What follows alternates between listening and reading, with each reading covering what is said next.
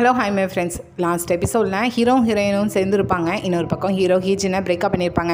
So breakup பண்ணிவிட்டு அப்படி கொஞ்சம் சோகத்தோடு வீட்டுக்கு போயிட்டு இருக்கிறப்போ கரெக்டாக ஹீரோவோட அம்மாட்டேருந்து ஃபோன் கால், கொஞ்சம் வீட்டுக்கு வான்னு சொல்லிட்டு ஹீரோவும் அப்படியே போனால் அவங்க அம்மா வந்ததுமே ஹீரோவை திட்ட தான் செய்கிறாங்க. ஏன்னா ஹீரோயினோட அம்மா சொல்லியிருப்பாங்க அது ஒரு கான்ட்ராக்ட் டேட்டிங் சொல்லிட்டு.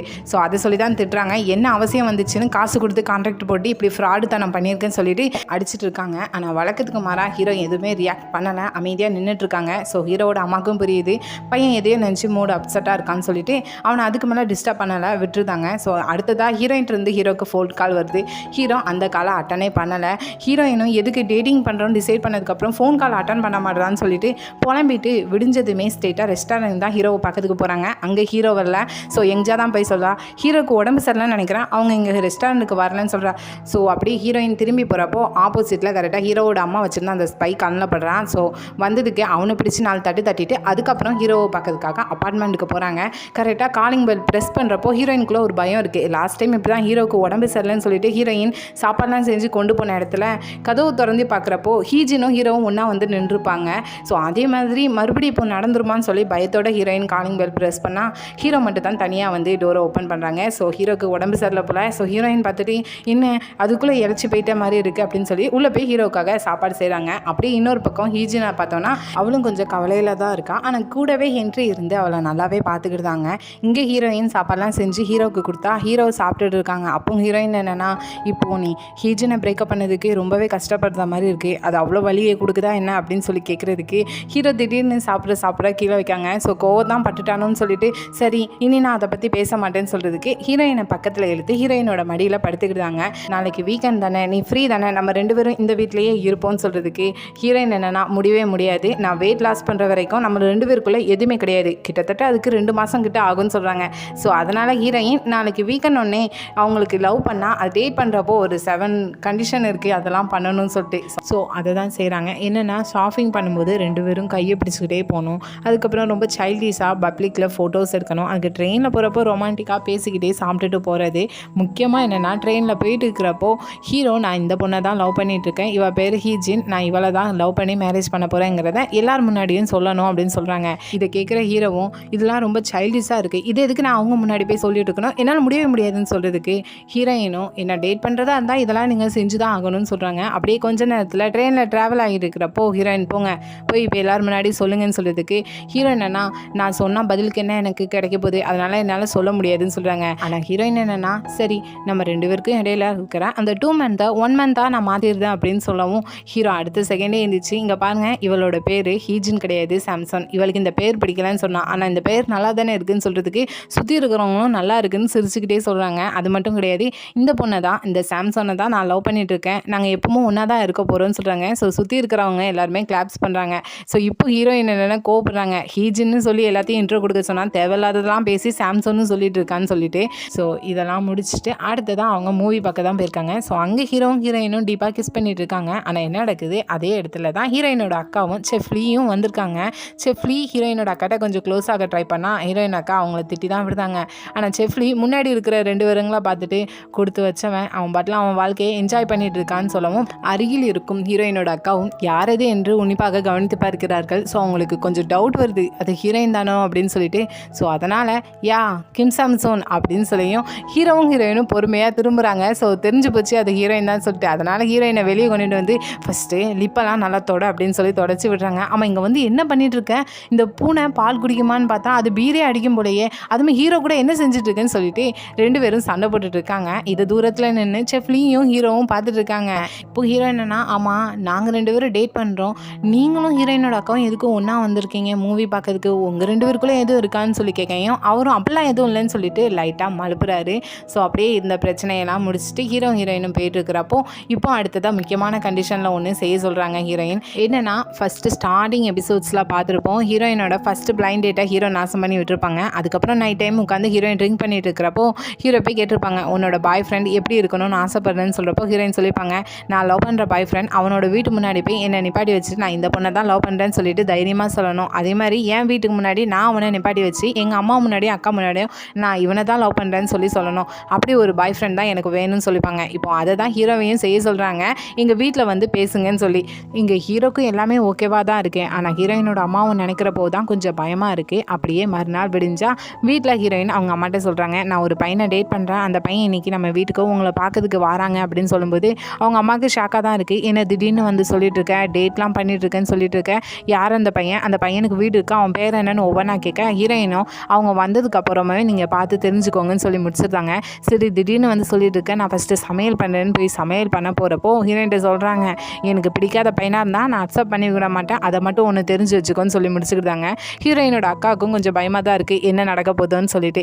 அப்படியே இங்கே ஹீரோவை பார்த்தோன்னா ஒரு ப்ராப்பரான ஜென்டில்மேன் லுக்கில் கரெக்டாக ஹீரோயினோட வீட்டில் வந்து நிற்காங்க. கூடவே நாய் கொண்டு வந்திருக்காங்க, என்னென்னா ஹீரோயினோட அம்மாவுக்கு கிஃப்ட்டுன்னு சொல்லிட்டு.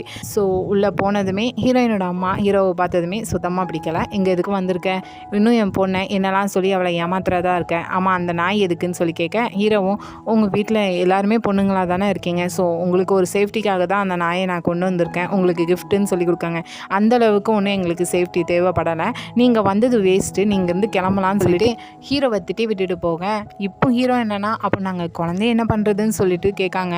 என்ன குழந்தைன்னு சொல்கிறான்னு சொல்லிட்டு ஹீரோயினோட அம்மாவும் ஹீரோயினை பார்க்க ஹீரோயினும் அப்படியே ஆமாம் நான் நேற்று தான் செக்கப்புக்கு போனேன், 2 மாதம் ஆகுதுன்னு சொல்லிட்டு வாய் கூசாமல் போய் சொல்கிறாங்க. அவ்வளோதான், ஹீரோயினோட அம்மா உச்சக்கட்ட கோபத்தில் ஹீரோயினை போட்டு அடிக்காங்க. நடுவில் போய் ஹீரோ போய் ஸ்டாப் பண்ண ஹீரோக்கு பலமாக ஒரு அடி விழுந்த அடியில் மயக்கப்பட்டு விழுந்துருந்தாங்க. ஸோ அந்த இடம் அப்படியே அமைதியாகுது.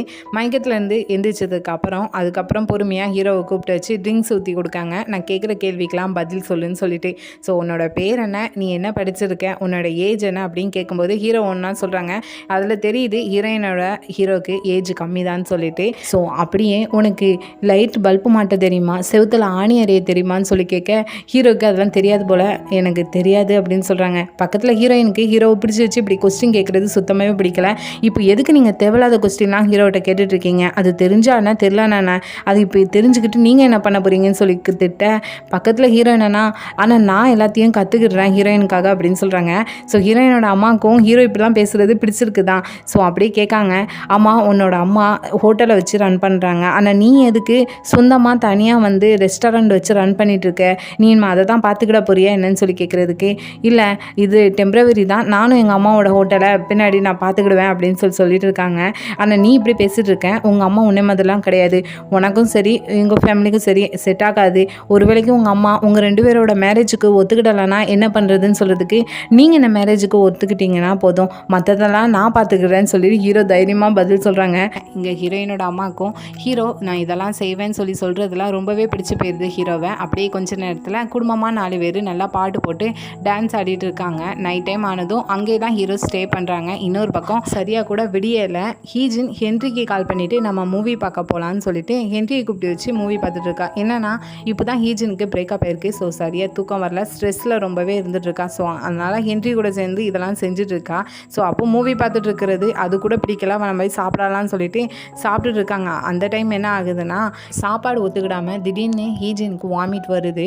ஸோ ஹாஸ்பிட்டலில் அட்மிட் பண்ணுறாங்க. அப்படி இன்னொரு பக்கம் இங்கே வீட்டில் இருக்கிற ஹீரோவை தான் காட்டுறாங்க. ஸோ ஃபேமிலியாக உட்காந்து ஒன்றா சாப்பிட்டுட்டு இருக்கிறப்போ கரெக்டாக ஹென்ரிட்டேருந்து ஃபோன் கால் வருது, இப்படி ஹீஜினா ஹாஸ்பிட்டலில் அட்மிட் பண்ணியிருக்கோன்னு. ஸோ ஹீரோ சடனாக அங்கேருந்து ஹாஸ்பிட்டலுக்கு ஹீஜினா பார்க்கறதுக்காக தான் வராங்க. அங்கே வந்ததுமே ஹென்ரியை பார்த்து கேட்கும்போது ஹென்ரின்னு சொல்கிறாங்க, சரியாக சாப்பிடாம பாலை மட்டும் குடிச்சிட்டு இருந்திருக்கா, அதனால தான் எதுவுமே அவளுக்கு ஒத்துக்கிடலை, ஸோ கொஞ்சம் ட்ரீட்மெண்ட் எடுக்க வேண்டியது வரும், ஆனால் சரியாகிடும்னு சொல்கிறாங்க. இப்போ ஹீரோ என்னன்னா திடீர்னு ஹீஜினுக்கு இப்படிலாம் ஆகிறதுக்கு ரீசன் நம்மளாக தான் இருப்போம்னு சொல்லிட்டு கொஞ்சம் ஃபீல் பண்ண ஆரம்பிக்காங்க. இன்னொரு பக்கம் ஹீரோயினை பார்த்தோன்னா ஆல்ரெடி ஹீஜின்னு சொல்லி நேம் சேஞ்ச் பண்ணதை ஹீரோ கிழிச்சு போட்டாங்க. ஸோ அதை மறுபடியும் ரிஜிஸ்டர் பண்ணி வாங்கிட்டு வராங்க அந்த பேப்பரை.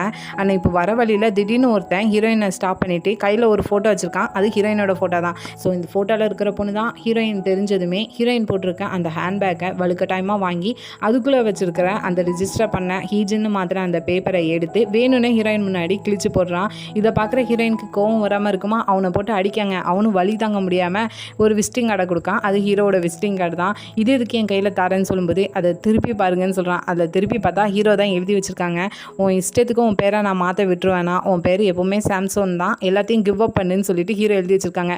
ஸோ இது ஹீரோவோட வேலை தான். ஹீரோயின் இப்படி நேமை சேஞ்ச் பண்ணக்கூடாதுன்னு சொல்லிட்டு ஒரு ஆளை நிப்பாட்டி வச்சுருக்காங்க. இப்போ தனியாக வந்துட்டு ஹீரோட ஃபோன் கால்க்கு கால் பண்ணுறாங்க. ஆனால் ஹாஸ்பிட்டலில் இருக்கிற ஹீரோ என்னன்னா ஹீரோயின் காலை அட்டன் பண்ணாமல் ஃபோனை சுவிட்ச் ஆஃப் பண்ணுறாங்க. ஸோ இங்கே நடந்துட்டு இருக்கிறத பற்றி ஹீரோயின்ட்ட எதுவுமே சொல்லலை. அப்படியே கொஞ்ச நேரத்தில் டாக்டரை கூப்பிட்டு கேட்குறப்பவும் சொல்கிறாங்க, சரியாக சாப்பிடாம இருந்ததுனால தான் இந்த பிரச்சனை வந்திருக்கு, என்னாச்சுன்னு தெரியலன்னு சொல்கிறாங்க. ஆனால் இங்கே ஹீரோக்கு நல்லாவே புரியுது, நான் பிரேக்கப் ஆனதுக்கப்புறம் தான் இவ சரியாக சாப்பிடாம இருந்திருக்கான்னு சொல்லிட்டு. ஸோ இதனாலேயே ஹீரோ அன்றைக்கி ஹாஸ்பிட்டல் ஃபுல்லாக ஹீஜினை பக்கத்துலேருந்து பார்த்துக்கிட்டுறாங்க. கூடவே ஹென்ரியும் தான். ஸோ அப்படியே நைட் டைம் ஆகும்போது ஹீஜின் மயக்கத்துலேருந்து கண் முழிக்கிறான். ஹீரோ இருக்கிறத பார்த்துட்டு அவன் நீ எதுக்கு இங்கே இருக்க, ஹென்றி எங்கன்னு சொல்லி கேட்கும்போது அவன் இவ்வளோ நேரம் இங்கே தான் இருந்தான், இப்போ தான் போயிருக்கான், நீ என்ன நினச்சிட்டு இருக்க, நீ இந்த மாதிரி நிலைமையில் இருக்கிறத தான் நான் பார்க்கணுன்னு ஆசைப்பட்டுட்டு இருக்கேன்னு சொல்லி கேட்கும்போது சாரி நம்ம 2 பேருக்குள்ளே இருந்தால் அந்த 3 வருஷ கேப்புங்கிறது ஒன்றும் கிடையாதுன்னு நினச்சேன், ஆனால் இப்போ எல்லாமே மாறி போயிட்டுன்னு சொல்லிட்டு அங்கேருந்து உடனே வீட்டுக்கு கிளம்புறா. ஹீரோ இதை பார்த்துட்டு எங்கே கிளம்புற, நீ ரொம்பவே வீக்காக இருக்க, அது மட்டும் கிடையாது ரொம்பவே வெயிட் லாஸ் ஆகியிருக்க, கொஞ்சம் இங்கே ரெஸ்ட் எடு அப்படின்னு சொன்னால் நான் இங்கே இருந்தால் கூட கொஞ்சம் தான் வெயிட் லாஸ் ஆகுவேன், எனக்கு வீட்டுக்கு போனால் தான் நல்லா இருக்குன்னு சொல்கிறதுக்கு அப்போ சரி நீ என்னோட வீட்டுக்கு வா, உன்னை தனியாலாம் உன்னோட வீட்டில் விட முடியாதுன்னு சொல்லிட்டு அங்கேருந்து ஹீஜினை தன்னோட கார்லேயே கூட்டிகிட்டு போயிட்டுருக்காங்க. ஹீஜினும் நம்ம 2 பேருக்குள்ளே எதுவும் இல்லாதப்போ நீங்கள் எனக்குன்னு இதெல்லாம் செய்யணும்னு அவசியம் கிடையாதுன்னு சொல்லும்போது நீ இந்த நிலைமையில் இருக்கிறது எனக்கு தான் கஷ்டமாக இருக்குது, அதனால் இன்றைக்கி என்னோட வீட்டிலேயே நீ ரெஸ்ட் எடுத்துக்கோ, நாளைக்கு ஹென்றி உன்னை வந்து கூட்டிகிட்டு போவான்னு சொல்கிறாங்க. நீ எனக்கு இதெல்லாம் பண்ணுறது ஹீரோயினுக்கு தெரிஞ்சால் கண்டிப்பாக கஷ்டப்படுவான்னு சொல்கிறதுக்கு அவளுக்கு அதெல்லாம் எடுத்து சொன்னால் கண்டிப்பாக அவள் புரிஞ்சுக்கிடுவான்னு சொல்லிடுறாங்க. ஸோ அங்கேருந்து அப்படியே அப்பார்ட்மெண்ட்டுக்கு தான் கூட்டிகிட்டு போயிட்டுருக்காங்க. இன்னொரு பக்கம் ஹீரோயினை பார்த்தோன்னா ஹீரோ காலுக்கு ஃபோன் பண்ணால் சுவிச் ஆஃப்னு வருது, ஏதாவது பிரச்சனையாக இருக்குமோன்னு சொல்லிட்டு ஸ்ட்ரெயிட்டாக ஹீரோ பக்கத்துக்காக அப்பார்ட்மெண்ட்டுக்கு வந்துட்டா. ஸோ காலிங் பெல் ப்ரெஸ் பண்ணுறா, கதவை தட்டி பார்க்க டோர் ஓப்பனே ஆகலை. ஸோ ஹீரோ இல்லைன்னு ஹீரோயினுக்கும் தெரியுது, ஏதாவது பிரச்சனையாக இருக்குமோன்னு சொல்லிட்டு ஹீரோயின் ஃபீலிங்காக அந்த இடத்துலேருந்து கிளம்பும்போது கரெக்டாக லிஃப்ட் ஓப்பன் ஆகுது. பார்த்தா உள்ள ஹீரோவும் ஹீஜினும் ஒன்றா நின்றுட்டுருக்காங்க. இதை பார்க்குற ஹீரோயினுக்கு ஹார்ட்டே பிரேக் ஆன மாதிரி தான் இருக்குது. ஆனால் ஹீரோ என்னென்னா வெளியே வந்துட்டு கொஞ்சம் இங்கேயே வெயிட் பண்ணுன்னு சொல்லிட்டு அங்கேருந்து ஹீஜினை ரூமுக்கு கூட்டிகிட்டு போகிறாங்க. ஆனால் இங்கே ஹீரோயினுக்கு கண் முன்னாடியே இதெல்லாம் நடக்கிறது பார்க்கும்போது ஹேட்டாக தான் செய்யுது. இருந்தாலும் கோவத்தில் காலிங் பெல்லில் போய் ப்ரெஸ் பண்ணிட்டு இருக்காங்க. ஹீரோவும் வெளியே வந்துட்டு நீ தப்பாக எதுவும் நினச்சிக்கிடாத, அவளுக்கு உடம்பு சரியில்லை அதனால தான் அவளை இங்கே கூட்டிகிட்டு வந்திருக்கேன்னு சொல்லும்போது அதுக்கு தான் ஹென்றி இருக்காங்களே, ஹென்றி பார்த்துக்கிடுவாங்க அப்படின்னு சொல்லும்போது நாளைக்கு வந்து கூட்டிகிட்டு போகிறேன்னு சொல்லியிருக்காங்க, அது வரைக்கும் அவள் இங்கே இருக்கட்டும்னு சொல்கிறாங்க. எனக்கு இது பிடிக்கல, அவளுக்கு இப்போவுமே அவளோட வீட்டுக்கு அனுப்புங்கன்னு சொல்கிறாங்க. ஹீரோ என்னன்னா என் மேலே உனக்கு நம்பிக்கை இல்லையான்னு கேட்கறதுக்கு நீங்கள் 2 பேரும் ஒன்றா ஒரே இடத்துல டைம் ஸ்பெண்ட் பண்ணுறது எனக்கு பிடிக்கலன்னு சொல்கிறேன் அப்படின்னு சொல்லும்போது அவளை எப்படி நான் இந்த மாதிரி நிலைமையில் தனியாக விட முடியுதுன்னு ஹீரோ கேட்காங்க. ஆனால் ஹீரோயின் என்னென்னா அப்போ சரி நம்ம 3 பேரும் ஒரே இடத்துல இருப்போம், நான் அவளை பார்த்துக்கிறதுன்னு சொல்லிட்டு ஹீரோயின் இப்போது நம்பர் லாக் போட்டு உள்ளே போகிறாங்க. ஸோ ஹீரோயினுக்கு பாஸ்வேர்டு தெரிஞ்சிருக்கு, ஆனால் முன்னாடி காலிங் பெல்லில் தான் ப்ரெஸ் பண்ணிட்டு இருப்பாங்க. இப்போ ஹீஜினே உள்ளே இருக்கிறப்போ நான் போனால் என்னன்னு சொல்லிட்டு நம்பர் லாக் போட்டுட்டு ஹீரோயின் கோவத்தோடு உள்ளே போகிறாங்க. உங்கள் ஹீஜினை பார்த்துட்டு ஏன் சரியாக சாப்பிடல, சாப்பிட்டா தானே ஹெல்த்தியாக இருக்க முடியும், நான் உங்களுக்கு சமைச்சு தரேன்னு சொல்லிட்டு சமைக்க போகிறாங்க. இங்கே ஹீரோக்கு புரியுது இதெல்லாம் ஹீஜினுக்கு பிடிக்கலன்னு சொல்லிட்டு, அதனால் அதெல்லாம் ஒன்றும் வேண்டான்னு சொல்லிட்டு ஹீரோயின்ட்டு சொல்ல ஹீஜினும் இல்லை நீங்கள் எனக்கு சமைச்சு தாங்க, ஆனால் இப்போ வேண்டாம் ரொம்ப லேட் ஆகிட்டு நாளைக்கு காலையில் எனக்கு சமைச்சு தாங்கன்னு சொல்கிறாங்க. ஹீரோயினும் சரி நான் நாளைக்கு காலையில் சமைச்சு தரேன், நீ பெட்டில் ரெஸ்ட் எடு, நான் சோஃபாவில் ரெஸ்ட் எடுக்குன்னு சொல்லிட்டு சோஃபாவில் போய் சின்ன பிள்ளைத்தனமாக உட்காந்துக்கிட்டாங்க. ஹீரோக்கு என்ன பண்ணணும்னு தெரில. ஆனால் ஹீஜின் என்னென்னா ஹீரோயின் இருக்கிறத பார்த்துட்டு நான் என்னோட வீட்டுக்கே போகிறேன், எனக்கு இது பிடிக்கலன்னு சொல்லிட்டு கிளம்புறாங்க. இப்போ ஹீரோயின் ஏன் என்னாச்சு என் கூட இருக்கிறது பிடிக்கலையான்னு சொல்லி கேட்குறதுக்கு ஹீஜினும் ஆமாம் எனக்கு அது அன்கம்ஃபர்டபுளாக இருக்குதுன்னு சொல்கிறாங்க. ஸோ ஹீரோயினே சரி நானே கிளம்புறேன், நீங்கள் 2 பேரும் இங்கே ஸ்டே பண்ணிக்கோங்கன்னு சொல்லிட்டு ஹீரோயினை அந்த இடத்துலேருந்து கிளம்புறாங்க. ஸோ சேஃப்டியாக வீட்டுக்கு வந்ததுக்கப்புறம் ஹீரோட்டேருந்து ஃபோன் கால் வருது. ஹீரோயினும் அட்டன் பண்ணதுக்கப்புறம் எதில் போனேன் சேஃப்டியாக வீட்டுக்கு போயிட்டியான்னு சொல்கிறதுக்கு ஆமாம் நான் பஸ்ஸில் தான் வந்தேன்னு சொல்கிறாங்க. எதுக்கு நைட் டைம் போல் பஸ்ஸில் போயிட்டுருக்கேன், நெக்ஸ்ட் டைம் டேக்ஸியில் போன்னு சொல்கிறாங்க. அப்படியே ஹீரோயின் சுச்சுவேஷனை புரிஞ்சு அவங்களே வீட்டுக்கு போனதுனால தேங்க்ஸ்ன்னு சொல்கிறாங்க. ஹீரோயினும் எதுக்குன்னு கேட்குறப்போ எல்லாத்துக்கும் தான் சொல்கிறாங்க. ஸோ ஹீரோ சொன்ன மாதிரியே ஹீரோயின் சுச்சுவேஷன் என்னங்கிறத புரிஞ்சுக்கிட்டாங்க. அப்படியே நைட் டைம் ஹீரோ தூங்கிட்டு இருக்கிறப்போ ஹீஜின் என்னென்னா அவளுக்கு அங்கே ஹீரோ கூட இருக்கிறதுக்கு அன்கம்ஃபர்டபுளாக இருக்குது போல். ஸோ அதனால் ஹீரோட்ட சொல்லாமலே கிளம்பி வந்துருதா. மறுநாள் விடிஞ்சதும் ஹீரோயின் சமைச்சு சாப்பாடெலாம் கொண்டு போய் ஹீஜினுக்கு கொடுக்கறதுக்காக ஹீரோ வீட்டுக்கு போனால் அங்கே ஹீஜின் இல்லை. அவள் நைட்டு தூங்கிட்டு இருக்கிறப்பவே என் கூட இருக்கிறது அன்கம்ஃபர்டபுளாக இருக்குன்னு சொல்லிட்டு அவள் போயிட்டான்னு சொல்கிறாங்க. நான் இப்போ சாப்பாடு செஞ்சு கொண்டு வந்திருக்கேன், இப்போ நான் அது ஹீஜினுக்கு கொடுக்கணும், அவளோட அட்ரஸை தாங்கன்னு சொல்லி கேட்குறதுக்கு ஹீரோ அதெல்லாம் வேண்டாம் அது நல்லா இருக்காது, அது அவளுக்கு பிடிக்காது சொல்கிறதுக்கு பரவாயில்ல அவளோட ஹெல்த்துக்காண்டி தான் நான் செஞ்சு கொண்டு வந்திருக்கேன், நானே கொண்டு போய் கொடுக்குறேன்னு சொல்கிறதுக்கு ஹீரோ அதெல்லாம் வேண்டவே வேண்டாம்னு சொல்கிறாங்க. என் மேலே நம்பிக்கை இல்லை, ஏன் நான் போய் சண்டை போடுவேன்னு நினச்சிட்டு இருக்கீங்களான்னு சொல்கிறதுக்கு ஹீரோ அதுக்கப்புறம் சிரிச்சுக்கிட்டே சரி ஓகே நீயே கொண்டு போய் கொடுன்னு சொல்லிட்டு அட்ரஸை கொடுத்து விடுறாங்க. ஹீரோயினும் தேடி பிடிச்சி கரெக்டாக அங்கே போய் காலிங் பெல்லை ப்ரெஸ் பண்ணால் அங்கே ஹீஜனுக்கு தெரியுது வந்திருக்கிறது ஹீரோயின் தானே, இங்கே எதுக்கு வந்திருக்கேன்னு சொல்லி கேட்காங்க. நான் இப்படி சாப்பாடு செஞ்சு கொண்டு வந்திருக்கேன், டோரை ஓப்பன் பண்ணுன்னு சொன்னால் அவள் முடியாது எனக்கு இப்படி சாப்பிட்றதுக்கு இஷ்டம் இல்லைன்னு சொல்கிறான். இப்படி தான் நீ வீட்டுக்கு வந்த கெஸ்ட்டுட்ட இப்படி தான் பேசுவியான்னு சொன்னதுக்கப்புறம் தான் ஹீஜன் டோரை ஓப்பன் பண்ணுறா. ஹீரோயினும் உள்ளே வந்ததுக்கப்புறம் நிறைய சாப்பாடு இதுக்கு கொண்டு வந்திருக்கா. ஸோ அதெல்லாம் ஃப்ரிட்ஜில் வச்சுட்டு கஞ்சை ஒரு பவுலில் ஊற்றிட்டு இதை இப்போ சாப்பிடு, உன் ஹெல்த்துக்கு ரொம்பவே நல்லதுன்னு சொல்லி கொடுக்காங்க. ஆனால் ஹீஜனுக்கு இது சுத்தமாகவே பிடிக்கல. இப்போ எதுக்கு இதெல்லாம் நீ செஞ்சுட்ருக்கேன், எனக்கு இது பிடிக்கல, நான் பிறகு சாப்பிட்டுக்கிட்டேன், நீங்கள் வந்து கிளம்புன்னு சொல்கிறாங்க. ஹீரோயினும் கேட்காம இல்லை நீ இப்போ கொஞ்சமாட்டு சாப்பிடு, நீ சாப்பிட்றதை பார்த்தா தான் நான் இங்கே இருந்து போவேன்னு சொல்லிட்டு மாற்றி இவங்க பேசிகிட்டு இருப்பாங்க. ஒரு கட்டத்துக்கு மேலே ஹீஜனுக்கு கோவம் வந்துட்டு ஹீரோயின் கொண்டு வந்த அந்த கஞ்சை எல்லாத்தையுமே கொண்டு போய் தூர தட்டுறா. ஹீரோயின் இது எதுக்கு தட்டிட்டு இருக்கா, நான் எவ்வளோ கஷ்டப்பட்டு செஞ்சேன்னு தெரியுமான்னு சொல்லி போய் ஸ்டாப் பண்ணுறா. ஹீஜன் என்னன்னா இப்போ ஹீரோயினோட முடியை பிடிச்சி இழுத்துட்டு வரா. ஒழுங்காக வீட்டை விட்டு வெளியே போ, நீ இப்படி செய்கிறதுலாம் எனக்கு பிடிக்கலன்னு சொல்லி திட்டுறாங்க. எனக்கு மட்டும் ஆசையாக என்ன இப்படிலாம் செய்கிறதுக்கு அப்படின்னு சொல்லி பதிலுக்கு ஹீரோயினும் ஹீஜனோட முடியை பிடிச்சி போட்டு 2 பேரும் நல்லா சண்டை போட்டுட்டு இருக்காங்க. கரெக்டாக அந்த இடத்துக்கு ஹென்ரியோட என்ட்ரி தான். என்ன பண்ணிட்டு இருக்கீங்க அப்படின்னு சொல்லிட்டு ஸோ அந்த சண்டே அப்படியே ஸ்டாப் பண்ணிவிட்டு இப்போ என்ன நடக்குதுன்னா ஹீரோயினும் ஹென்ரியும் சேர்ந்து ஏதோ கார்ட்ஸ் வச்சு விளாண்டுட்டு இருக்காங்க. பக்கத்துலேயே இதை ஹீஜனும் பார்த்துட்டு இருக்கா. ஆனால் இங்கே ஹென்ரிக்கு அந்த விளையாட்டை பற்றி தெரியல. ஹீரோயின் தான் சொல்லி கொடுத்துட்ருக்காங்க. ஆனால் ஹீரோயின் வேணுக்குன்னே ஹென்ரிக்கு தப்பாக சொல்லி கொடுத்துட்ருக்கா. ஏன்னா அவள் ஜெயிக்கணும்னு சொல்லிட்டு. ஸோ இதை கவனிச்சுட்டு இருந்த ஹீஜன் என்னன்னா இப்போ ஃபஸ்ட்லேருந்து விளையாடுங்கன்னு சொல்லிட்டு ஹென்ரி கூட சேர்ந்து விளையாடுறா. அதில் என்ன நடக்குது, ஹீரோயின் தோற்று போயிருந்தா. ஆனால் இந்த கேமில் தோற்று போயிட்டானா காசு கொடுக்கணும் போல். ஸோ இப்போ காசை தான் சொல்லிட்டு ஹீரோயின்ட்ட கேட்குறதுக்கு ஹீரோயினும் கடைசியில் காசை கொடுத்துட்டு காசையும் பரிதாபமாக இழந்துட்டு அந்த இடத்துலேருந்து வெளியே வராங்க. உடம்பு சரியில்லைன்னு சொல்லிட்டு என்னமா விளையாடுறான்னு சொல்லிட்டு வருத்தத்தோட அந்த இடத்துலேருந்து ஹீரோயின் கிளம்பி போகிறாங்க. இப்போ ஹீஜனும் ஹென்ரியும் இருக்கிறப்போ ஹீஜன் என்னன்னா இங்கே கொரியா வந்ததே ஹீரோக்காக தான். இப்போ அதுவே இல்லைங்கிறப்போ ஹென்ரிட்ட சொல்கிறான், நான் திரும்ப அமெரிக்காவுக்கு போகலான்னு இருக்கேன், அங்கே தானே என்னோட அம்மா அப்பா எல்லாருமே இருக்காங்க, நான் நீங்கள் கொரியாவில் இருக்க ஆசைப்படலைன்னு சொல்கிறாங்க. இதை அப்படியே ஹீரோவையும் கூப்பிட்டு சொல்கிறாங்க, நான் அமெரிக்கா போகலான்னு டிசைட் பண்ணியிருக்கேன், இனி எனக்கு கொரியாவில் எந்த வேலையும் கிடையாது, ஆனால் நீ எனக்காக ஒன்று செய்ய முடியுமா, நீ என்னை அமெரிக்காவுக்கு கூட்டிகிட்டு போக முடியுமா, ஏன்னா நான் ரொம்பவே டயர்டாக இருக்கேன், இனி ஒரு முறை தனியாக எனக்கு அமெரிக்காவுக்கு போகிறது பிடிக்கல, நீ என் கூட வர முடியுமான்னு சொல்லிட்டு ஹீரோட்ட ரெக்வெஸ்ட் வைக்க ஹீரோவும் திங்க் பண்ணிட்டு இருப்பாங்க. ஹீஜன் உனக்கு திங்க் பண்ணுறதுக்கு டைம் வேணும்னா எடுத்துக்கோன்னு சொல்கிறதுக்கு ஹீரோ இல்லை பரவாயில்ல நானே உன்னை அமெரிக்காவுக்கு கூட்டிகிட்டு போகிறேன்னு சொல்கிறாங்க. ஸோ இதோட இந்த எபிசோட் இங்கேயே முடியுது. ஒரு நாள் நைட்டு 2 பேரும் தனியாக ஸ்டே பண்ணுறதே ஹீரோயினுக்கு விருப்பம் இல்லை. இப்போ ஹீரோ எங்கள் ஹீஜனை அமெரிக்கா வரைக்கும் கூட்டிகிட்டு போய் விட்டுட்டு வரேன்னு சொல்கிறது ஹீரோயின்களால் ஏற்றுக்கிட முடியாதது ஒன்று தான். ஸோ இதுக்கு ஹீரோயினோட பர்மிஷன் எப்படி வரும் என்னங்கிறத அடுத்ததாக லாஸ்ட் எபிசோடை பார்த்து தெரிஞ்சுக்கிடுவோம். ஸோ எபிசோட் பிடிச்சிருந்தா லைக் பண்ணுங்கள், ரொம்ப பிடிச்சிருந்தா சப்ஸ்கிரைப் பண்ணுங்கள். Thank you, bye bye friends.